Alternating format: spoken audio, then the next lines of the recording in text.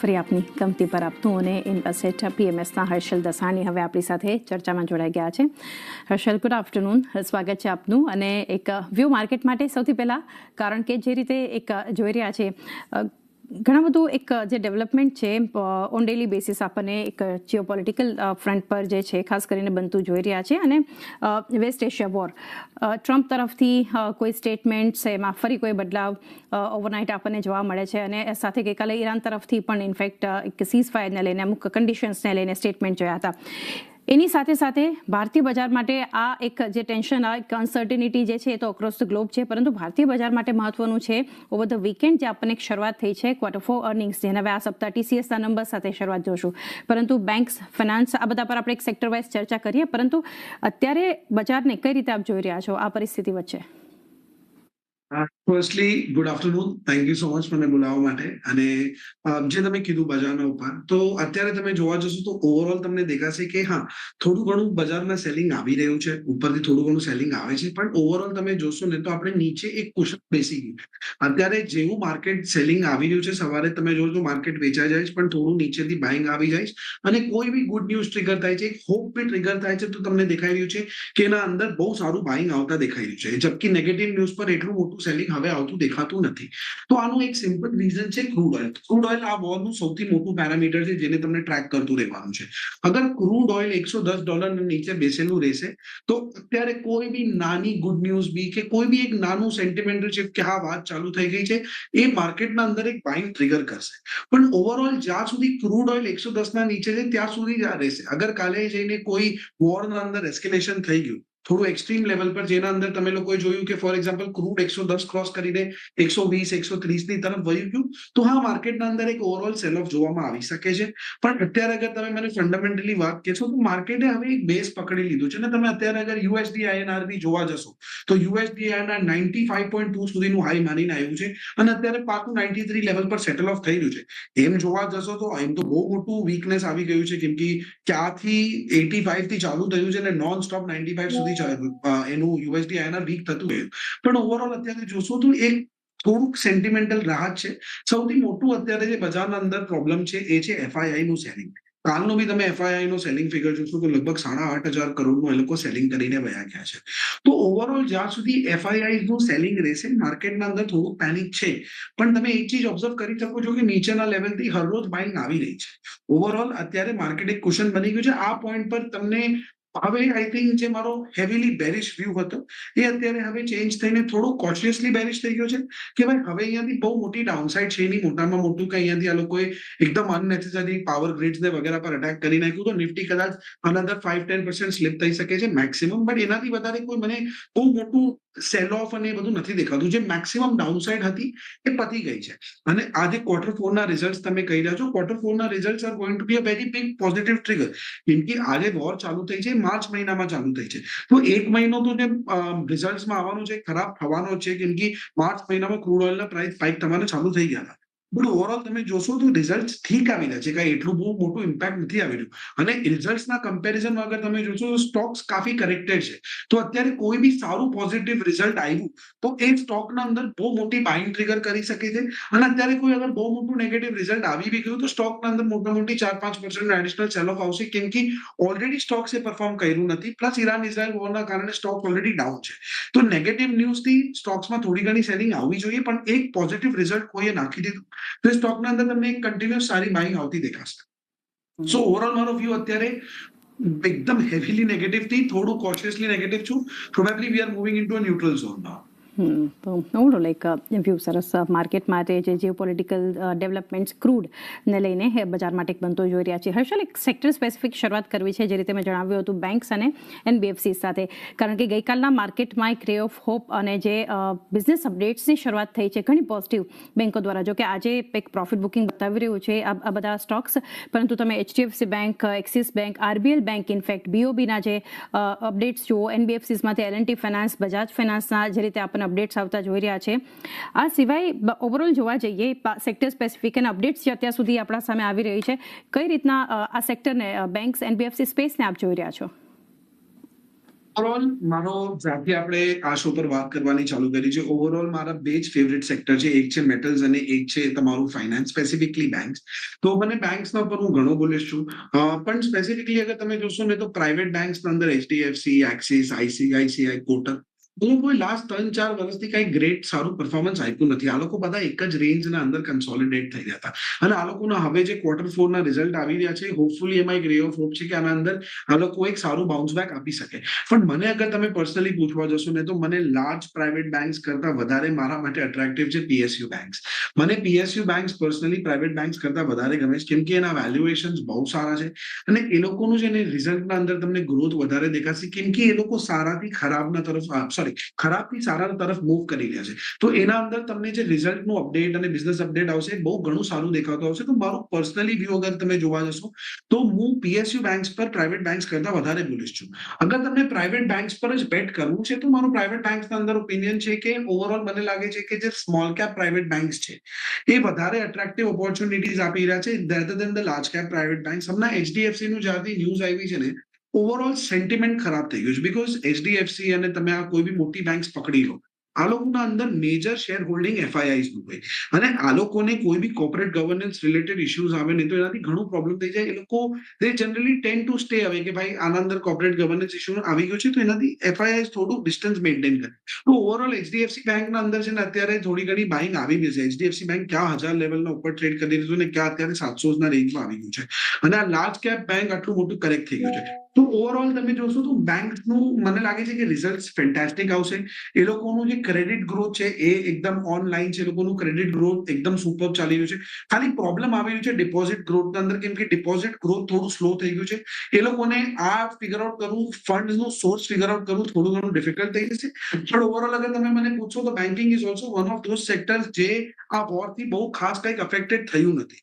Internal banking તો PSU bank, small cap private banks અને NBFC of course selected, જેના books આ મેં ઘણી બધી વાર કીધું છે કે અત્યારે આ 2020 કે 2022 ની રેલી નથી કે આના અંદર તમે કોઈ બી સેક્ટર પકડું તો એના કોઈ બી સ્ટોક ચાલવા માંડશે.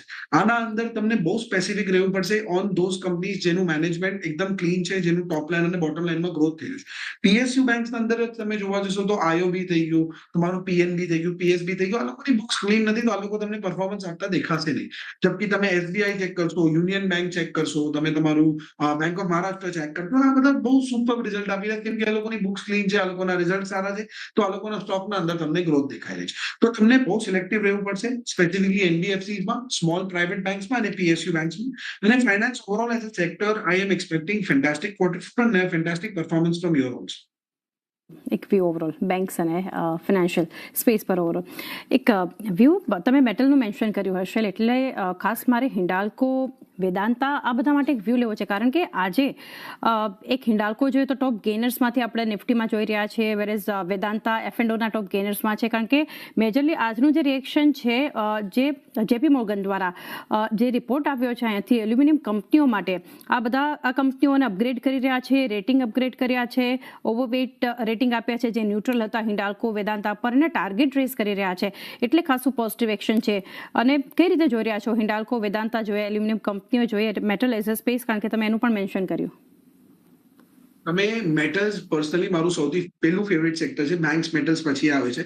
પણ મેટલ બહુ સિમ્પલ છે. મેટલના અંદર તમને બહુ વધારે કઈ સમજવાની જરૂરત નથી. એની અંડરલાઈન કમોડિટી પ્રાઇસને તમે ટ્રેક કરો કે એની કમોડિટી શું એક સુપર સાયકલ અંદર છે. અત્યારે તમે ફોર એક્ઝામ્પલ ચેક કરવા જશો, આખી માર્કેટ અત્યારે 10% ડાઉન છે. તમે નિફ્ટી પકડો 10% ડાઉન છે, મિડ કેપ પકડો 10% ડાઉન છે, તમે સ્મોલ કેપ ઇન્ડેક્સ પકડી લો, સ્મોલ કેપ ઇન્ડેક્સ અત્યારે 22% ડાઉન છે.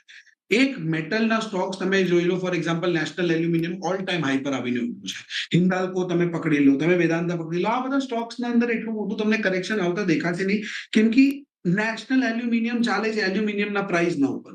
એલ્યુમિનિયમનો પ્રાઇસ અત્યારે ઓલ ટાઈમ હાઈ પર ચાલી રહ્યું છે. તો ઓટોમેટિકલી જે આ લોકોની માર્જિન્સ આવવાની છે, જે આ લોકોનું તમારું સેલ્સ શૂટઅપ થવાનું છે, metal company should post one of the best Q4 results in the last 4-5 years કે એટલું એ લોકોનું સુપર મેટલ પ્રાઇસિસ પીક પર છે, એ લોકોના પ્રોફિટ માર્જિન પીક પર છે. તો અત્યારે ખરાબમાં ખરાબ માર્કેટ બી તમે જોશો ને તો એના અંદર તમને મેટલનો કોઈના કોઈ સ્ટોક ગ્રીનમાં ઉભો દેખાશે જ. અને ઓવરઓલ એવું નથી કે મેટલ્સમાં સેલિંગ નથી આવી, મેટલ્સના અંદર સેલિંગ આવી છે. જેમ માર્કેટ પડી છે એમ મેટલ નાલ્કો બી 4-5% નીચે પડતું હતું, પણ જે આના અંદર રિકવરી આવે છે, જે આના અંદર બાઉન્સ બેક આવી રહ્યું છે, ઇટ શોઝ અ સાઇન કે પડતી માર્કેટના અંદર અગર આ બધા સ્ટોક પોતાના ઓલ ટાઈમ હાઈ પાસે ઉભા છે, that means that smart hands are already accumulating the metal stocks. તો ઓવરઓલ મેટલ્સ પર મારું વ્યૂ બુલિશ છે. હું એનું Q4 બહુ જ સારું, સૌથી બેસ્ટ Q4 અગર હું કોઈ એક્સપેક્ટ કરી રહ્યો છું તો એ મેટલ્સનું છે. તો ઓવરઓલ મેટલ્સના અંદર તમે કોઈ બી સ્ટોક પકડી લો, નેશનલ એલ્યુમિનિયમ પકડી લો, હિન્દાલ્કો પકડી લો, વેદાંતા પકડી લો, જેનું બેઝ નોન ફેરસ મેટલ્સ છે, જેના અંદર તમે for example copper, aluminium, zinc, silver, gold, જે લોકોનું બેઝ આ છે એ લોકોનું બહુ ફેન્ટાસ્ટિક Q4 આવવાનું છે. તો ઓવરઓલ આઈ થિંક મેટલ્સના સ્ટોકના અંદર તમને અહીંયાથી બહુ સારી બાઇંગ આવતી દેખાવી જોઈએ. એના અંદર ઓલરેડી એમ બી કઈ ખાસ કરેક્શન આવ્યું નથી. જે બી કરેક્શન આવ્યું છે is immediately getting bought back. તો ઓવરઓલ આના અંદર અગર તમને કોઈ સારી ડીપ મળે તો it should be considered as a very good opportunity to look at them. ઘણું બોલીશ વ્યૂ આ કંપનીઓ માટે અને મેટર્સ માટે. છેલ્લે હર્ષલ વધુ એક સેક્ટર પર વ્યૂ લઈ લઈએ, FMCG, કારણ કે બિઝનેસ અપડેટ્સ ગઈકાલે જે બેંક્સ ફિનાન્શિયલ સ્ટોક્સ પોઝિટિવ હતા, એ રીતે એવન્યુ સુપરમાર્ટ જેવી કંપનીઓના જે આવ્યા, ડાબરના જે બિઝનેસ અપડેટ્સ આવ્યા છે આજે જોઈએ તો અહીંયાથી જ્યુબિલન્ટ ફૂડવર્ક્સ ખાસું નેગેટિવ છે જે અપડેટ એમણે આપી છે, પરંતુ એની સામે ગોદરેજ CP જેવા સ્ટોક્સ જુઓ ખાસા પોઝિટિવ એક્શન ત્યાં પણ આપણને જોવા મળી અપડેટ બાદ. પરંતુ એક લોંગ ટર્મ ચર્ચા કરી રહ્યા છે, કઈ રીતે FMCG સેક્ટરને આપ જોઈ રહ્યા છો, ઓપોર્ચ્યુનિટીઝ કેવી છે અહીંયા? FMCG સેક્ટર છે ને પર્સનલી મને એવું લાગે કે is one of the most defensive sectors of our country. અને FMCG એઝ અ સેક્ટર બહુ સારું છે, પણ એનું એક ટાઈમિંગ છે બેટ કરવાનું. જ્યારે તમને લાગતું હોય કે આખી માર્કેટ બહુ એક્સપેન્સિવ છે અને એના અંદર કોઈ હવે વોર જેવી સિચ્યુએશન આવવાની છે, કોઈ ગ્લોબલ અનસર્ટેનિટી આવવાની છે, ત્યારે તમે જનરલી FMCG સેક્ટર પર બેટ કરો એઝ અ ડિફેન્સિવ. હવે તમે મને અત્યારે પૂછો, જ્યારે આખી માર્કેટ 20% નીચે છે, સ્મોલ કેપ 20% નીચે છે, મિડ કેપ 10% નીચે, નિફ્ટી નીચે છે, અને આખી ગ્લોબલ માર્કેટ બધા 20-25% એ લોકોના સપ્ટેમ્બર 2024ના હાઈથી ઉપર છે. સપ્ટેમ્બર 2024માં ઇન્ડિયન માર્કેટ્સનું હાઈ લાઈક. અગર તમે ઇન્ડિયન માર્કેટ્સને કમ્પેર કરો ગ્લોબલ માર્કેટ્સથી, અત્યારે કોરિયા 100% ઉપર છે, જાપાન 40% ઉપર છે, નેસ્ડેક 20% ઉપર છે, તમારું તાઇવાન 40% ઉપર છે, પાકિસ્તાન જેવી માર્કેટ 90% ઉપર છે સપ્ટેમ્બર 2024 થી અત્યાર સુધી અગર તમે કમ્પેર કરો. અને ઇન્ડિયાનું સ્મોલ કેપ ઇન્ડેક્સ 20% નીચે છે. તો અત્યારે જ્યારે આ માર્કેટના અંદર આટલી મને વેલ્યુ મળી રહી છે, ત્યારે FMCG is not one of the sectors that I will be very comfortable buying. તો હું FMCG થી પર્સનલી થોડું ડિસ્ટન્સ મેન્ટેન કરું, બટ તમે અત્યારે FMCG સેક્ટરને ઓવરઓલ પ્રોબ્લેમમાં જોશો, કેમ કે FMCG સેક્ટરના અંદર food is gathering a real big problem. કેમ કે અત્યારે ઇન્ડિયાના અંદર છે ને ક્રૂડનું પ્રાઇસ વધ્યું નથી, કેમ કે અત્યારે ઇલેક્શન્સ લાઇનમાં લાગ્યા છે એપ્રિલ મહિનામાં. એકવાર ઇલેક્શન પતશે એના પછી આ લોકો જે પેટ્રોલનો ભાવ વધારશે કે ક્રૂડનો ભાવ વધારશે, એના કારણે તમને ઓવરઓલ ફૂડના ઉપર ઇન્ફ્લેશનરી પ્રેશર આવતું દેખાશે. પ્લસ ફર્ટિલાઇઝર જે આપણું સ્ટેટ ઓફ હોર્મુઝથી પાસ થાય છે 1/3, એના કારણે બી તમને ઓવરઓલ ફૂડના અંદર પ્રેશર આવતું દેખાશે જ. તો ઓવરઓલ આઈ થિંક કે જ્યારે આ લોકોનું રો મટીરિયલનું કોસ્ટ વધશે અને આ લોકોની માર્જિન કમ્પ્રેસ થવાની ચાલુ થઈ જશે, તો આ લોકોને કઈ એટલું સારું પ્રોફિટેબિલિટી નથી મળવાનું. ધો દે આર ડિફેન્સિવ. એક માણસ સાબુ વાપરે છે તો એ વોરમાં બી સાબુ વાપરવાનો છે, ઇકોનોમિક અનસર્ટેનિટીમાં બી સાબુ વાપરવાનું છે. તો FMCG is always a golden bet to add. પણ એના અંદર તમે એક્સપેક્ટ કરી શકો કે તમને 10-12% નું કેગર મળી શકે વર્ષનું. તમે એમ ના એક્સપેક્ટ કરી શકો કે તમને એક મલ્ટી બેગર રિટર્ન આ સેક્ટરમાંથી કોઈ આપી શકે, until it's a new age tech enabled કોઈ FMCG કંપની જેવી રીતના ઝોમેટો, સ્વિગી થઈ ગયું, સમથિંગ દેટ ઇઝ ડિફરન્ટ. અને અત્યારે મને FMCG સ્પેસના અંદર રિઝલ્ટ જે બી આવશે, ઓવરઓલ મને FMCG સ્પેસના અંદર ના એટલું મોટું કરેક્શન આવતા દેખાયું હતું, ના મને એટલું મોટું અહીંયાથી બાઉન્સ બેક આવતું દેખાય. તો ઓવરઓલ તમે જોવા જશો તો વ્યૂ ફ્લેટ ટુ બુલિશ જ હોય FMCGમાં જનરલી. તો ઓવરઓલ એક વ્યૂ આ સેક્ટર માટે FMCG પર આપણે બંધો જોઈ રહ્યા છે. એ સાથે હર્ષલ ઘણી ચર્ચા કરી, આમ તો કોઈ સ્ટોક સ્પેસિફિક રેકમેન્ડેશન નથી, પરંતુ જે ચર્ચા કરી એ બદલ આપના ડિસ્ક્લોઝર્સ જાણીએ. જે બી સેક્ટર અને સ્ટોક સ્પેસિફિક મેં વાત કરી એના અંદર કદાચ મારી કે મારા કંપનીની કે મારા કોઈ ફેમિલીની પર્સનલ પોઝિશન હોઈ શકે. આ કોઈ બાય સેલ રેકમેન્ડેશન નહોતું. It's just for educational purposes. Thank you so much ચાંદીબેન, થેન્ક યુ મને બોલાવવા માટે. જી હર્ષલ, આપનો પણ આભાર અમારી સાથે જોડાય અને ખાસ માર્કેટ પર ચર્ચા કરી.